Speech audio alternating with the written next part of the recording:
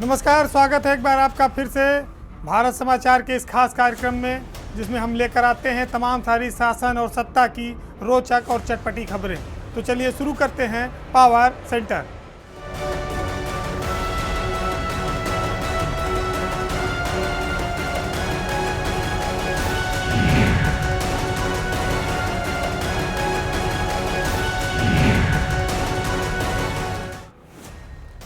सियासत में बहुत सारी ऐसी कहानियां हैं जिनमें लोगों की किस्मत जब चमकती है तो वो पल में ज़मीन से उठकर सरकार में मंत्री बन जाते हैं।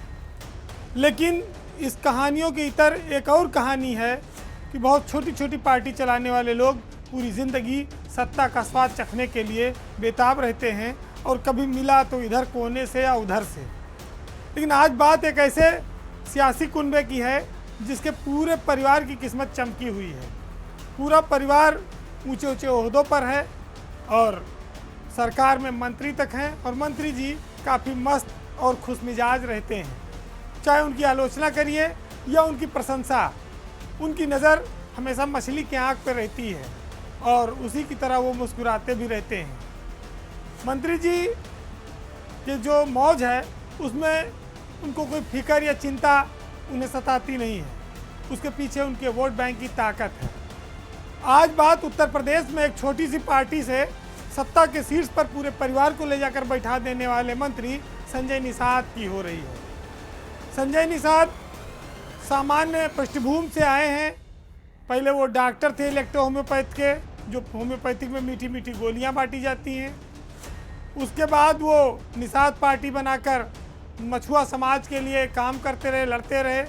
लेकिन उनकी किस्मत तब चमकी जब बीजेपी ने उन पर हाथ रखा और हाथ रखते ही पूरा परिवार सियासत में ऊंचाइयां छूने लगा। बहुत सारे लोग सियासत में हैं, बहुत सारी छोटी पार्टियां भी हैं, लेकिन वो निषाद की बराबरी आज की तारीख में करने की स्थिति में नहीं है। और संजय निषाद के ऊपर ऐसा एक मुसीबत नहीं आई, आती है लेकिन वो झाड़ फूक के आगे बढ़ जाते हैं। उनका एक स्टिंग ऑपरेशन हुआ जिसमें उनके तमाम सारी कहानियाँ चली, टिकट वितरण से लेके कैसे कैसे लेन देन तक की बातें हैं। लेकिन मछली का महकमा मिलने के बाद से, क्योंकि वो निषाद समाज से आते हैं, पानी और मछली की बड़ी चिंता करते हैं मछुआरा समाज की, तो उनको काफ़ी इसकी सेवा करने का भी मौका मिला और उसी वजह से वो मस्त घूम रहे हैं। लेकिन जिसे किस्मत धकेल कर ऊपर ले आए और पूरे कुनबे को ले आए कि चलो सत्ता में हिस्सेदारी लो, सत्ता की मलाई बट रही है। संजय निषाद का एक बेटा सांसद है, एक बेटा विधायक है, वो खुद कैबिनेट मंत्री हैं और उनके 4 बेटे हैं। चारों को अगर आप एक साथ खड़ा कर दीजिए तो आप पहचान नहीं पाएंगे कि कौन बड़ा है कौन छोटा है, जब तक बताया न जाए। ये भी एक बड़ी समानता है और यही वजह है कि निषाद जी पूरी मौज में है कि बच्चे भी अब साम्राज्य को आगे संभालेंगे, उनकी सियासत को, उनकी विरासत को तो उन्हें बहुत चिंता करने की ज़रूरत नहीं है। हालांकि जब वो सियासी दौरों पर जाते हैं तो उनके लिए विभागीय अधिकारी काफ़ी चिंता करते हैं, यहाँ तक कि मंत्री के पैर में कीचड़ न लग जाए इसके लिए अफसर उनके लिए बोरा भी बिछा देते हैं। उनके साथ कई बार जूता उठाने वालों का वीडियो भी वायरल हुआ। और अभी ताज़ा मामला इसलिए भी आ गया कि मऊ में मंत्री जी गए थे मंच पर भाषण देने, लेकिन कोई मोबाइल देख रहा है, कोई इधर उधर बात कर रहा है, नाराज़ हो गए, मंच से उन्होंने माइक ही फेंक दिया और कहा जब काम की बात हो रही समाज की तो आप सुनने को तैयार नहीं हैं तो फिर आप अपने समाज का कोई भला नहीं चाहते हैं। जो शासन सत्ता का आनंद है अगर वो असली में कोई ले रहा है तो फिर वो संजय निषाद और उनका कुनबा ले रहा है। संजय निषाद को आप किस्मत वाला कह सकते हैं। इसी तरह के देखिए ओम प्रकाश राजभर की पार्टी है, उनको एक बार बड़ी मुश्किल से मिला, फिर थोड़े दिन में मंत्री पद छटक गया। बेटा भी 20-30 दिन किसी निगम में थोड़े दिन रहा, फिर वो निकल गया हाथ से, फिर से कोई बड़ा उनको अवसर मिला नहीं। केशव देव मौर्य का परिवार है, अपना दल की जो अनुप्रिया पटेल की माँ है कृष्णा पटेल की एक पार्टी है। तमाम छोटी छोटी पार्टियाँ हैं, लेकिन संजय निषाद सब पर भारी पड़ रहे हैं। उनके पास एमएलए भी ढेर सारे आ गए और उन्होंने सियासत में अपना एक अच्छा मुकाम भी बना लिया। तो बीजेपी पर तो लोग कहते हैं भाई जो जाता है पवित्र हो जाता है, लेकिन इतना पवित्र हो जाए, उतनी स्पीड पकड़ ले, उतना ओहदा मिल जाए, ये खाली संजय निषाद को मिला है। तो हमारी ब्यूरोक्रेसी में बहुत सारे ऐसे अफसर हैं जो मेन स्ट्रीम में नहीं हैं, जो किनारे पड़े हैं किन्हीं कारणों से, किन्हीं वजहों से। लेकिन जब आप किसी को मुख्य धारा में काम करने का अवसर देते हैं, तब उसकी प्रतिभा का, उसके काम का असली मूल्यांकन होता है और दिखता है कि हमने किस अफसर को कहाँ बैठा रखा था।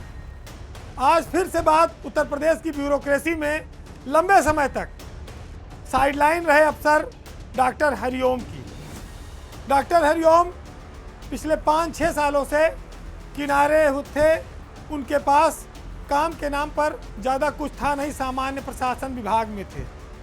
माना जाता है कि सरकार जिनसे नाराज़ होती है उनको इस तरह से किनारे डाल देती है। लेकिन मुख्यमंत्री ने डॉक्टर हरिओम पर एक बार फिर से भरोसा जताया और भरोसा जताने के बाद मात्र लगभग 2 महीने हो रहे होंगे, डॉक्टर हरिओम इस समय सुर्खियों में हैं। वो सुर्खियां बटोर रहे हैं अपने काम से। जो विभाग उनको मिला है समाज कल्याण का, वो वाकई में काम करने का जो वहाँ अवसर है उसको हरिओम ने अब साबित करना शुरू कर दिया है। उनके जीवन के, उनकी कार्यशैली के 2 महत्वपूर्ण पहलू भी हैं। वो अपनी नौकरी और पैशन दोनों के लिए जाने जाते हैं। काम के मामले में वो संवेदनशील बने हैं और उनका काम सोशल मीडिया पर भी और सरकार में भी दिखने लगा है। और दिखने इसलिए लगा है कि एक अफसर के रूप में आप प्रसिद्धि बहुत चीज़ों से प्राप्त कर सकते हैं, लेकिन गरीब की मदद करके, कमज़ोर की मदद करके, जिनको पूछने वाला कोई नहीं, बुज़ुर्गों के साथ जो लोग समय बिताते हैं, वो दर्शाता है कि ब्यूरोक्रेसी में उच्च पद को हासिल करने के बाद भी आम आदमी के जीवन की क्या कठिनाइयाँ हैं, परेशानियाँ हैं और सरकार कैसे जनता के द्वार पर, गरीब आदमी के द्वार पर पहुँचे, उसको लेकर हरिओम लगातार काम कर रहे हैं। आज वो चाहें तो अंतर्राष्ट्रीय स्तर पर उनके बहुत नाम हैं, उनके एल्बम्स हैं तमाम जिन्होंने मार्केट में धूम मचाई है। उनके पैसे से उनको देश विदेश में बहुत जगहों पर बुलावा है, बहुत सारा नाम कमाया, प्रोग्राम किया उन्होंने। लेकिन इस शौक के साथ साथ सरकारी नौकरी की जो जिम्मेदारी है, एक सरकारी सेवक के सामने जो कठिन चुनौतियां आती हैं, जो उनके कंधों पर प्रशासनिक बोझ होता है, उसको उन दोनों के बीच सामंजस्य बिठाकर सरकार की उम्मीदों पर खरा उतरना, तालमेल बिठाना और कामयाब रहना और करके दिखाना, ये डॉक्टर हरिओम ने शुरू कर दिया है। डॉक्टर हरिओम समाज कल्याण विभाग के प्रमुख सचिव बनाए गए और वो दूसरे ऐसे प्रमुख सचिव हैं आज़ादी के बाद, जब वो किसी वृद्धाश्रम में जाकर वहाँ पर बुजुर्गों के साथ बैठते हैं, उनके साथ खाना खाते हैं और वो बुजुर्ग भी उन्हें खुलकर आशीर्वाद देते हैं। ये सरकार के भरोसे का नतीजा है जो मुख्यमंत्री ने उन पर जताया है। उनको एक विभाग का प्रशासनिक मुखिया बनाया और समाज कल्याण में लोगों के कल्याण का काम दिया और उस काम को अव्वल दर्जे पर रहकर कैसे करना है, 2 महीने में समाज कल्याण द्वारा संचालित योजनाओं में उनका ये असर दिख रहा है। उनके पास वृद्धाश्रम है, अनुसूचित जातियों के लिए काम करने का काम है, गरीब बच्चों के, अनाथ बच्चों के लिए करने का है, महिलाओं के लिए। पिछले 2 ऐसे मामले आए जब हरिओम ने वृद्धाश्रमों में लोग जो अपने माँ बाप को छोड़ दिया है, जिन लोगों ने, जिनको वो देखने तक नहीं जाते, वहाँ एक प्रमुख सचिव लेवल का अफसर, सरकार का शीर्ष अफसर पहुँचता है, उनके खाने की व्यवस्था देखता है, उनको बेहतरीन खाना मिलता है, उनके रहने के, उनकी सुविधाओं पर बातचीत करता है, समय गुजारता है उनके साथ। दूसरा मामला आया करवा चौथ का। ऐसी बहुत सी माताएं हैं जो वृद्धाश्रम में पड़ी हैं, अनाथ की तरह हैं, उनके बच्चे उन्हें नहीं पूछते, उनके पति जिंदा हैं, वो भी शायद वृद्धाश्रम में हैं, उनको उन्होंने एक मौका दिया करवा चौथ मनाने का। त्यौहार बुजुर्ग, बच्चे, जवान सबके लिए बराबर है, सबके मन में उमंग होती है और एक अफसर ने इस भावना को समझा, इसलिए उसकी तारीफ होनी चाहिए। क्योंकि हम लोक कल्याणकारी राज की बात करते हैं। उस कल्याणकारी राज में जो ये तस्वीरें हैं वो एक अफसर की सोच को दर्शाती हैं। डॉक्टर हरिओम एक ऐसे अफसर की तरह, एक बच्चे की तरह उस आश्रम में गए जहां उनसे सब बड़े थे, बुजुर्ग दादा दादी, जो 100 से ज़्यादा उन लोगों ने जिन्होंने उन्हें अपना आशीर्वाद दिया। तो जिनका अपना परिवार जिन्हें छोड़ चुका हो, अगर सरकार उनको सहारा दे रही है और अफसर उसकी निगरानी करने पहुंच रहा है, तो इससे ज़्यादा सरकार किसी जनता के द्वार पर क्या हो सकती है। सरकार के साथ साथ प्रमुख सचिव को भी खुलकर आशीर्वाद मिला। ये अफसरों को इस तरह के काम करने भी चाहिए। तो ऐसे अफसरों की सोच को आप सलाम करिए और मुख्यमंत्री योगी आदित्यनाथ को भी इन अफसरों को तराश कर बाहर लाने के लिए भी लोगों को आभार जताना चाहिए, क्योंकि जब तक आप किसी को अवसर नहीं देंगे तब तक उसके काम का मूल्यांकन कर पाना कठिन है। बात अब उत्तर प्रदेश की ब्यूरोक्रेसी की, जिनके वजह से जिन चेहरों को आप रोज़ देखते हैं, जो सरकारों में बड़ा महत्वपूर्ण भूमिका निभाते रहे हैं, उसमें कितना बदलाव हो गया है और होने वाला है, आज इस पर थोड़ी चर्चा होगी। ब्यूरोक्रेसी के लिए जो पिछला 3 महीना गुजरा है और आने वाला ये जो मार्च का समय है, ये 7-8 महीने के समय में यूपी के ब्यूरोक्रेसी की तस्वीर को काफ़ी बदल रहा है। काफ़ी परिवर्तन देखने को मिलेगा, जिनके एक इशारे पर पूरी सरकार नाचती थी, अब वो नेपथ्य में चले गए हैं। बात उन दिग्गजों की है जो अब सेवा से रिटायर होने के कगार पर हैं, जिनके चेहरे आप रोज़ देखते थे, अब आगे नहीं देख पाएंगे, जो शासन में, नीतिगत निर्णयों में, रोज़मर्रा के कार्यक्रम में हर जगह मुख्यमंत्री और सरकार के आगे पीछे रहते थे, वो अब नज़र नहीं आएंगे। वो कितने महत्वपूर्ण थे, उनके जाने से क्या खालीपन आया और उनकी जगह अब कौन सी नई तस्वीर बैठेगी, इन सब चीज़ों पर आप अभी थोड़ी देर में देखेंगे। सबसे पहले बात करते हैं कि हम अवनीश अवस्थी की, जिनका अगस्त में रिटायरमेंट हो गया। अवस्थी पिछले 5 सालों में योगी सरकार के लिए साये की तरह साथ रहे। वो जहाँ रहे महत्वपूर्ण भूमिका में रहे, अपने विभागों के साथ साथ दूसरे विभागों के भी चीज़ों पर उनका काफ़ी कंट्रोल रहा। लेकिन उनके रिटायरमेंट के बाद से अब वहाँ एक खालीपन आया। वो चेहरा जिसे आप देखने के आदी थे, अब वहाँ पर एक नए चेहरे ने जगह ले ली। उसके बाद 2 नाम और ऐसे आए जो गुपचुप रिटायर हो गए, जिन पर लोग नज़र नहीं गई लोगों की। आलोक टंडन और डिम्पल वर्मा, ये 2 लोग सितंबर में रिटायर हो गए। डिम्पल वर्मा तो मुख्यमंत्री के ज़िले में डीएम भी रही हैं और उनके पति इस समय उत्तर प्रदेश पुलिस में एडीजी रैंक में तैनात हैं, एडीजी एलओ प्रशांत कुमार। अब नवंबर में आ जाएंगे राजन शुक्ला और शालिनी प्रसाद। शालिनी प्रसाद हालांकि यूपी में बहुत इंपॉर्टेंट पदों पर कम रही हैं, लेकिन राजन शुक्ला को सब लोग जानते हैं, वो भी मुख्यमंत्री के ज़िले में डीएम रहे हैं। उसके बाद जब आती है बात 2023 की शुरुआत होगी। 2023 का जो 3 महीना है, उसमें कई बड़े नाम हमसे विदाई लेने वाले हैं। सबसे पहले जनवरी में एसीएस रैंक में जाएंगे सुरेश चंद्रा, जो इस समय उत्तर प्रदेश में श्रम विभाग के एसीएस हैं, मिलनसार अफसरों में हैं। उनका रिटायरमेंट करीब आ गया है, अब वो जनवरी में रिटायर हो जाएंगे। हालांकि सरकार ने उनके पोस्ट रिटायरमेंट के लिए एक व्यवस्था कर दी है, वहाँ पर वो ज्वाइन करेंगे। फरवरी का जो महीना है वो काफ़ी बड़ा है। बड़ा इस लिहाज से है कि उत्तर प्रदेश के चीफ सेक्रेटरी रहे राजेंद्र कुमार तिवारी, वो इस महीने में विदाई ले लेंगे हमसे। दूसरे नंबर पर बहुत बड़ा नाम है यूपी के आईआईडीसी, इस समय उत्तर प्रदेश में यूपीडा के सीईओ, औद्योगिक विकास के एसीएस अरविंद कुमार। अरविंद कुमार उत्तर प्रदेश के प्रमुख सचिव गृह रह चुके हैं। मेहनती अफसर हैं, सरल हैं, काम करने में विश्वास रखते हैं। फरवरी में उनकी विदाई होगी, उनका रिटायरमेंट हो जाएगा। उनके जाने से एक बड़ा खालीपन उत्तर प्रदेश की सरकार में भरोसेमंद अफसरों के मामले में आएगा। तीसरा नाम आप देख सकते हैं जिसमें आराधना शुक्ला इसी फरवरी में वो भी इसी महीने में, यानी कि 3 अफसर राजेंद्र तिवारी, अरविंद कुमार और आराधना शुक्ला 2023 के फरवरी में ये ब्यूरोक्रेसी से विदा हो जाएंगे। इन 3 बड़े चेहरों की विदाई के बाद मार्च में उत्तर प्रदेश से एक और चेहरा विदा होगा। हालांकि वो इस समय भारत सरकार में केंद्रीय प्रतिनियुक्ति पर तैनात हैं और विशाखापत्तनम पोर्ट के चेयरमैन हैं के राम मोहन राव। तो राज्य की नौकरशाही में एक बड़ा बदलाव होने वाला है। रिटायरमेंट जो होता है वो एक खालीपन लेके आता है।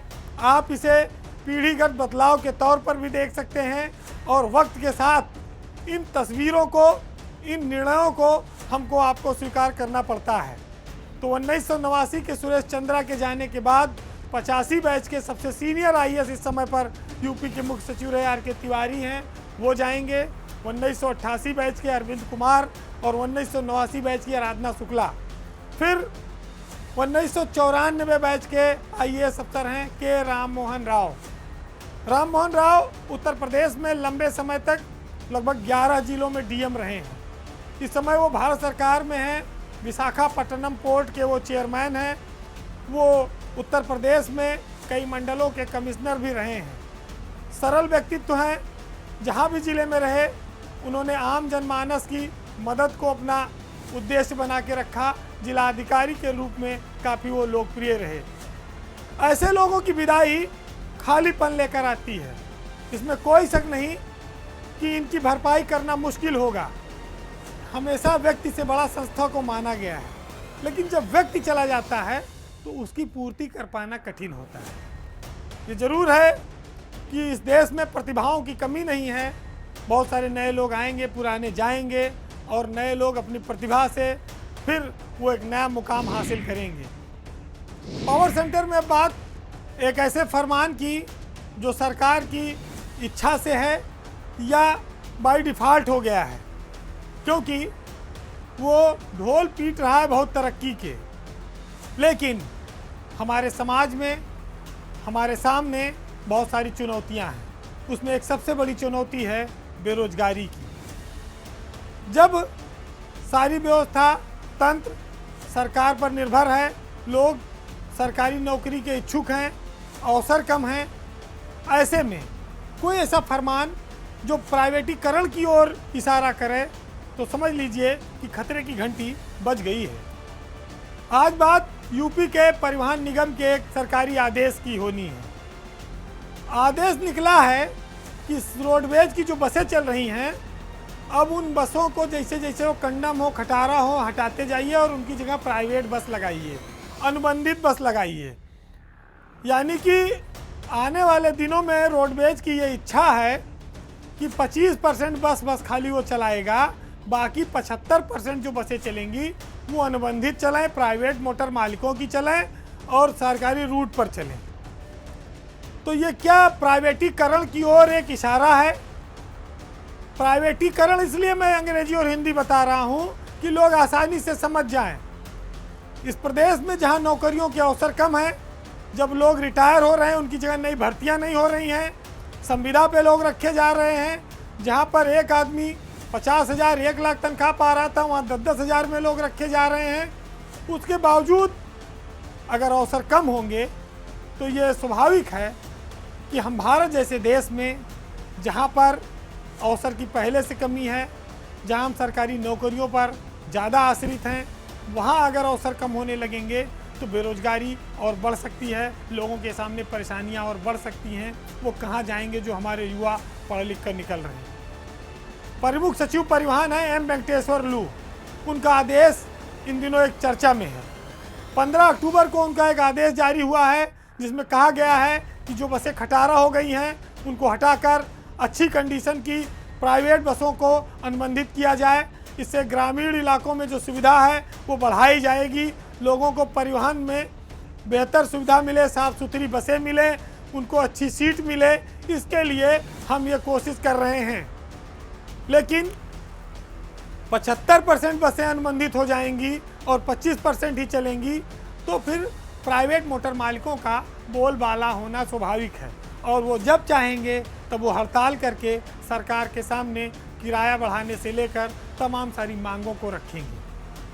फिलहाल अगर 75% बसें अनुबंधित हो गई तो आप मानिए कि 100 बस चल रही है अगर रोडवेज की, तो 75 प्राइवेट मोटर मालिक की होगी और 25 उत्तर प्रदेश सरकार की होगी, यूपीएसआरटीसी की होगी। अभी तक जो नियम था वो ये था कि हम कुल 25% बसों को ही अनुबंधित करेंगे, यानी कि 25 बस प्राइवेट मोटर मालिक की चलेगी तो 75 बस सरकार की चलेगी, उतने छूट थी। लेकिन अब ये उल्टा हो गया है। आप जान लीजिए कि इस आदेश से सड़कों पर प्राइवेट बसों की संख्या आने वाले दिनों में काफ़ी बढ़ेगी, जिसको लेकर यह आशंका है कि रोडवेज जो पहले से ही घाटे में चल रहा है वो कहीं धीरे धीरे खत्म ना हो जाए, क्योंकि रोडवेज में जो ड्राइवर हैं, कंडक्टर हैं, वो सरकारी लोग हैं। जब वो रिटायर होते जाएंगे, उनकी जगह पर भर्तियां नहीं होंगी तो बसें चलाएगा कौन और टिकट वसूलेगा कौन?